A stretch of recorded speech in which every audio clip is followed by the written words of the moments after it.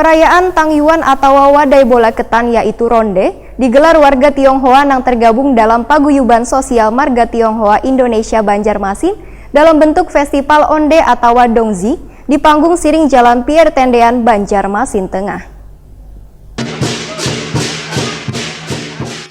Perayaan Tangyuan atau Wadai Bola Ketan yaitu Ronde digelar warga Tionghoa yang tergabung dalam Paguyuban Sosial Marga Tionghoa Indonesia Banjarmasin dalam bentuk festival Onde atau Dongji di panggung Siring Jalan Pier Tendean Banjarmasin Tengah besokan Minggu 22 Desember 2019.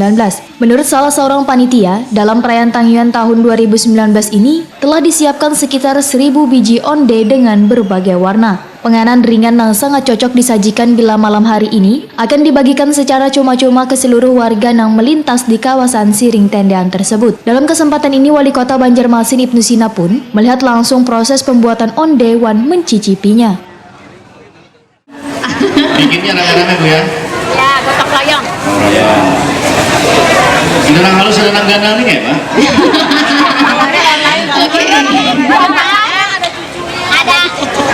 Oh gitu. Lalu satu mangkok ini ada neneknya, ada cucunya gitu lah. Oh.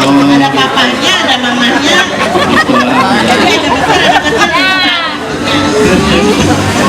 Ya bisa deh Bu.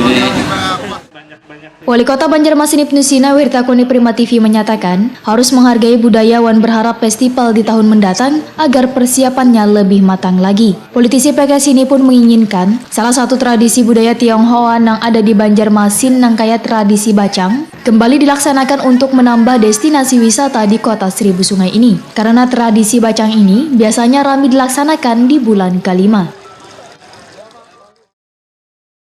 Kalau ini bisa dikemas lebih baik, bisa menjadi event nasional, level provinsi saja misalnya, artinya orang sudah terinformasikan bahwa di akhir tahun, setiap tanggal 21 atau 20 Desember, ayo perayaan Tangyuannya di Banjarmasin.